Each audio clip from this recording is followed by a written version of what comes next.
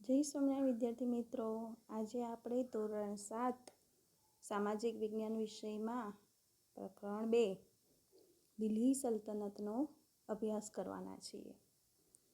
તો આ પ્રકરણનો અભ્યાસ કરતા પહેલાં આપણે પ્રકરણ 1નો છેલ્લો ટોપિક જોયો, ભારત પર વિદેશી આક્રમણ. જેમાં આપણે જોયું કે ભારતના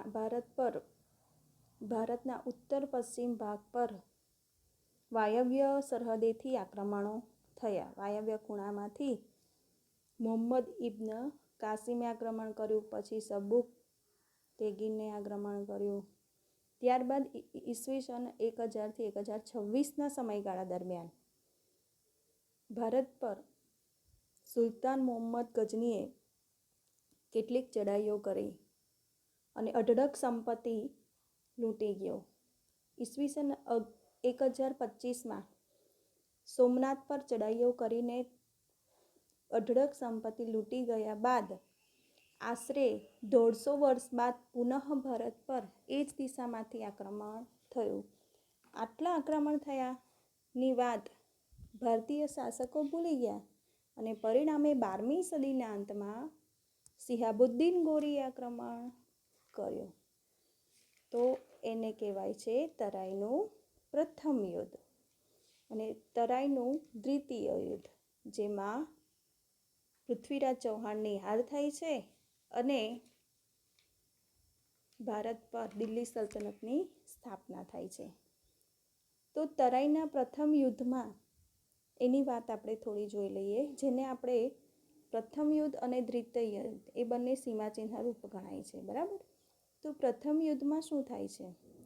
તો પ્રથમ યુદ્ધમાં મોહમ્મદ ગોરી એટલે શિહાબુદ્દીન ગોરી 1 લાખની સેના લઈ અને પૃથ્વીરાજ ચૌહાણ સામે યુદ્ધ કરવા આવે છે અને મેદાન પસંદ કરવામાં આવે છે તરાઈનું. આ તરાઈનું મેદાન એ ભંટીડા નજીક, એટલે કે પંજાબમાં ભંટીડા નજીક આ તરાઈનું મેદાન આવેલું છે. અને પૃથ્વીરાજ ચૌહાણને ખબર પડે છે કે શિહાબુદ્દીન ગોરી આટલી મોટી સેના લઈને યુદ્ધ કરવા આવે છે, ત્યારે તે થોડા મૂંઝાય છે, પરંતુ તે ભારતના તમામ રાજપૂત રાજાઓને સંદેશો પહોંચાડે છે કે આપણી ભૂમિ પર, માતૃભૂમિ પર, આપણા દેશ પર, આપણી સંસ્કૃતિનું રક્ષણ કરવું હશે તો આપણે બધાએ ભેગા થઈને યુદ્ધ કરવું પડશે. અને રજપૂત રાજાઓએ પોતાની સેના મોકલે છે. એટલે સંયુક્ત રાજપૂત સેના બની અને ઈસવીસન 1191માં મોહમ્મદ ગોરી સામે યુદ્ધ થાય છે અને જેને તરાઈનું પ્રથમ યુદ્ધ કહે છે, જેમાં 1 લાખની સેનામાંથી ફક્ત 2 જણ જ બચે છે, મોહમ્મદ ગોરી અને તેનો ગુલામ. અને મોહમ્મદ ગોરી હારી જાય છે. અને મોહમ્મદ ગોરી હારી જાય છે ત્યારે તેને ખબર પડે છે, એટલે કે મોહમ્મદ ગોરીને ખબર હોય છે કે રજપૂત રાજાઓ સામે તમે શરણાગતિ સ્વીકારી લો, પછી રજપૂત રાજાઓ તેને માફ કરી દે છે. એટલે આ મોહમ્મદ ગોરીએ પૃથ્વીરાજ ચૌહાણ સામે શરણાગતિ સ્વીકારી લીધી અને તે આ રીતે તે બચી જાય છે અને તે પાછો પોતાના દેશમાં ચાલ્યો જાય છે. અને આ બાજુ પૃથ્વીરાજ ચૌહાણ જીતી જાય છે અને એક ઉત્સવનું આયોજન કરે છે. એ ઉત્સવમાં તેના માસિયા ભાઈ જયચંદને પણ બોલાવે છે અને આ જયચંદની પુત્રી હોય છે સંયોગિતા. એને બીજો નામથી સંયુક્તા પણ કહે છે. બંને એકબીજાને પ્રેમ કરવા લાગે છે અને આ વાતની જાણ જયચંદને થાય છે.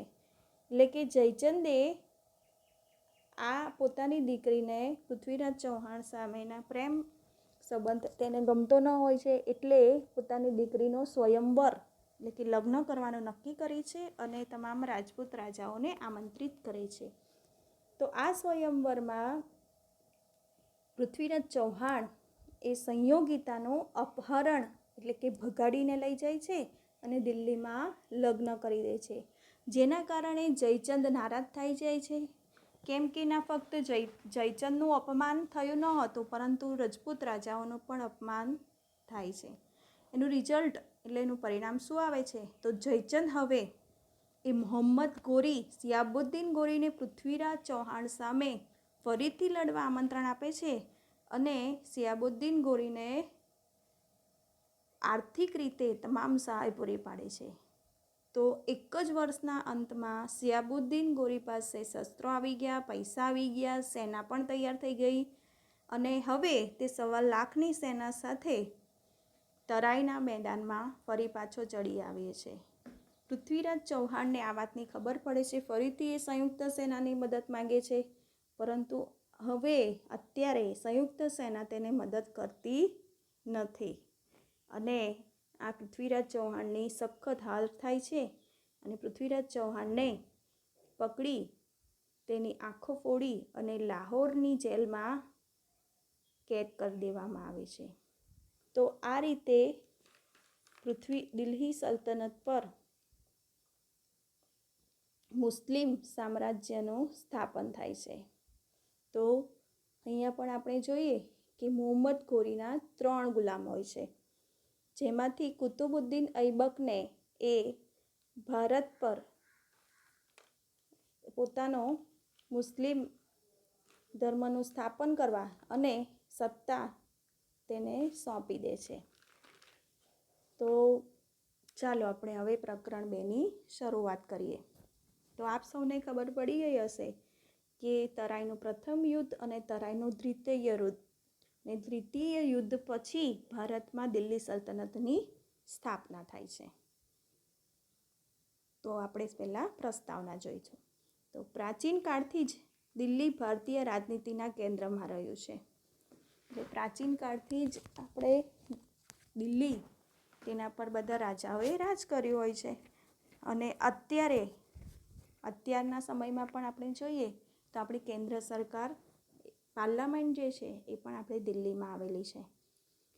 12મી સદીમાં તોમર અને ચૌહાણ રાજપૂતોના સમયમાં દિલ્હી જે હતું એ વેપાર વાણિજ્યનું એક કેન્દ્ર ગણાતું હતું અને 13મી સદીની શરૂઆતમાં આપણે જોયું 1191માં તરાઈનું પ્રથમ યુદ્ધ થયું અને એક જ વર્ષના સમયગાળામાં 1192માં તરાઈનું દ્વિતીય યુદ્ધ થયું અને 1193માં જે જયચંદ હોય છે ને, સિયાબુદ્દીન ગોરી એ જયચંદ સામે ચંદાવરનું 3જું યુદ્ધ જાહેર કરે છે અને જયચંદની હત્યા કરે છે અને મોહમ્મદ ગોરી સિયાબુદ્દીન ગોરી જીતી જાય છે અને જયચંદનું રાજ્ય એ પણ લઈ લે છે અને ભારતના જે ધાર્મિક સ્થળો હતા મથુરા, ગોકુળ, કાશી, આ બધા સ્થળો તોડી નાખવામાં આવે છે.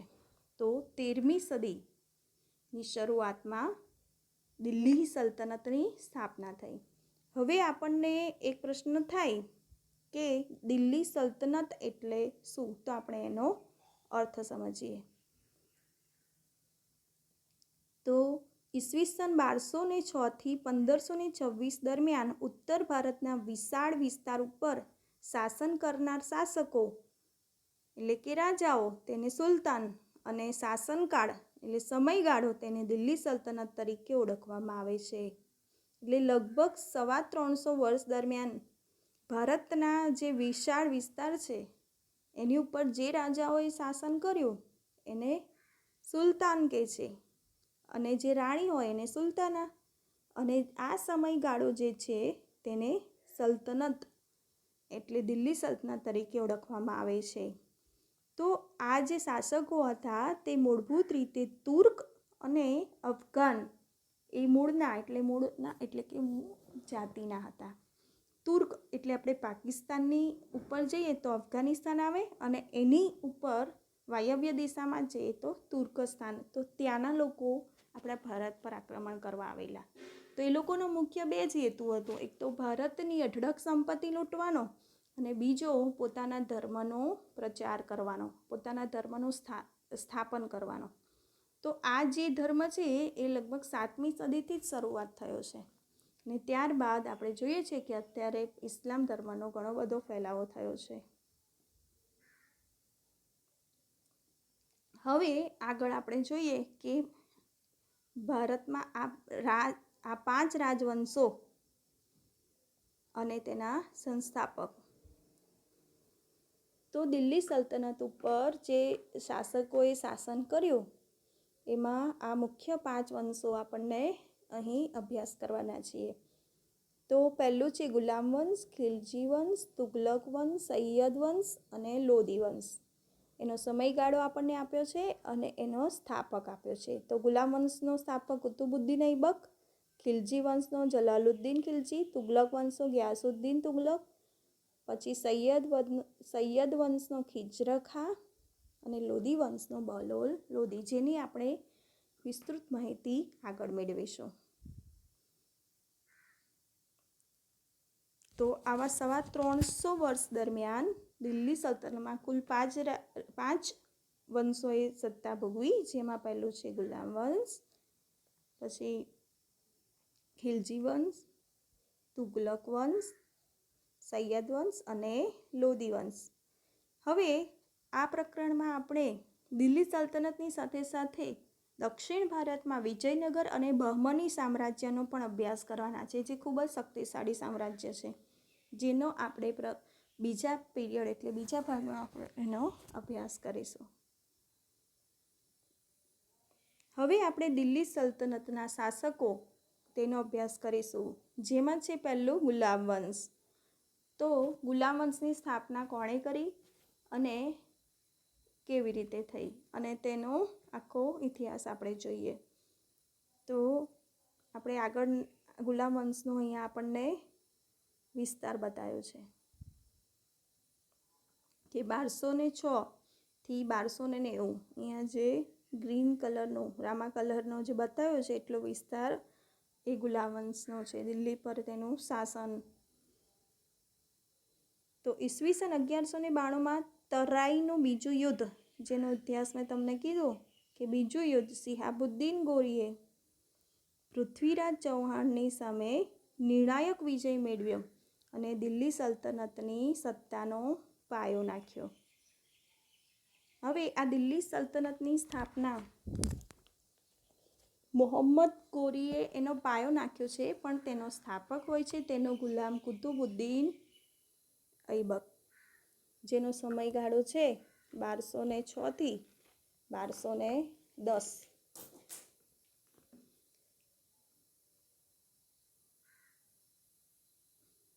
અહીંયા કુતુબુદ્દીન ઐબકનો ફોટો, જેને કુતુબ મિનાર બંધાવ્યો હોય છે એવો ફોટો તમને બતાવવામાં આવ્યો છે. તો મોહમ્મદ ગોરીનો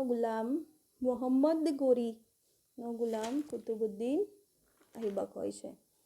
તો આ મોહમ્મદ ગોરીના 3 ગુલામ હોય છે, કુતુબુદ્દીન ઐબક, કુબાચા અને યદુલ્જ. તો આ બે કુબાચા અને યદુલ્જ એ બધા ગુલામો એ તુર્કસ્તાનને એ બાજુનો વિસ્તાર સંભાળે છે, જ્યારે કુતુબુદ્દીન ઐબકને ભારતનું સામ્રાજ્ય મળે છે. તો કુતુબુદ્દીન ઐબક એ મામલુક વંશનો હોય છે. મિત્રો, મામલુક વંશ એટલે મામલુક એ શબ્દ અરબી ભાષાનો એક શબ્દ છે, જેનો અર્થ થાય છે ગુલામી કે બંધનમાંથી મુક્ત માતા પિતાની સંતાનો. તો આ વંશની આવી 11 સંતાનો એવી હોય છે કે જે ગુલામ વંશ એટલે ગુલામીમાંથી મુક્ત હોય છે, પરંતુ એમાંથી 3 જ એ ફક્ત ગુલામ બનેલા હોય છે, જે છે કુતુબુદ્દીન ઐબક, ઇલ્તુત્મિશ અને બલબન. તો આ વંશમાં મુખ્ય 3 હોય છે, જે એમાં પહેલો છે કુતુબુદ્દીન ઐબક, એટલે એ મામલુક વંશનો હોય તેવું આપણને જાણવા મળે છે.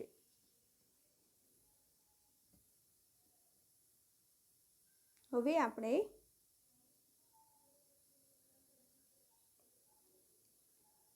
તેનું શાસન જોઈએ. તો માત્ર 5 વર્ષ દરમિયાન તેણે શાસન કર્યું અને ઈસવીસન 1210માં પોલો રમત રમતા એ ઘોડા પરથી પડી જવાના કારણે લાહોરમાં તેનું મૃત્યુ થઈ જાય છે. અને ત્યારબાદ તેના સરદારો હોય છે એ તેના પુત્ર આરામ શાહને લાહોરની ગાદી પર બેસાડ્યો હોય છે, પરંતુ તેનો જમાઈ ઇલ્તુત્મિશ એ આરામ શાહની હત્યા કરી અને પોતે એ દિલ્હીની ગાદી પર બેસી જાય છે. એટલે કે ઐબકના અવસાન બાદ એની ગાદી પર આવે છે ઇલ્તુત્મિશ. તો તેનો સમયગાળો છે 1210થી 1236. તેણે સલ્તનત સત્તાને સર્વોપરી બનાવવા ચારગાનની સ્થાપના કરી, એટલે કે 40 તુર્ક અમીરોના દળની રચના કરી. એટલે તે સમયની અંદર દિલ્હીની આસપાસનો જ વિસ્તાર હતો, પણ તેને પોતાનો વિસ્તાર વધારવો હોય છે, એટલા માટે એણે 40 તુર્ક અમીરો એટલે એના 40 દાસ ગુલામો એની દળની આખી રચના કરી અને દરેકને અલગ અલગ વિસ્તાર સોંપી દીધો. ત્યારબાદ તેણે રાજધાનીનું સ્થળાંતરણ લાહોરથી દિલ્હી કર્યું. કુતુબુદ્દીન ઐબકે રાજધાની લાહોર બનાવી હતી. ઇલ્તુત્મિશે તેને ખસેડી અને પછી દિલ્હી બનાવી. ઇલ્તુત્મિશને ગુલામ વંશનો સાચો સ્થાપક માનવામાં આવે છે, કારણ કે તેણે ઉત્તર ભારતના બીજા કેટલાક સામ્રાજ્યો જીતીને દિલ્હી સાથે ભેળવી લીધું હતું અને વિસ્તાર વધાર્યો હતો, એટલે તેને સાચો સ્થાપક માનવામાં આવે છે. અને ત્યારબાદ ઇલ્તુત્મિશને ગાદી એટલે કે એનો ઉત્તરાધિકારી પોતાની કાબેલ પુત્રી રઝિયાને સોંપે છે, કારણ કે ઇલ્તુત્મિશના એક પણ પુત્ર એ સુલતાન બનવાને યોગ્ય ન હતા એમ તેને સમજાયું, અને એમ સમજતા તેણે પોતાની કાબેલ પુત્રી રઝિયા એને દિલ્હીની ગાદી સોંપે છે.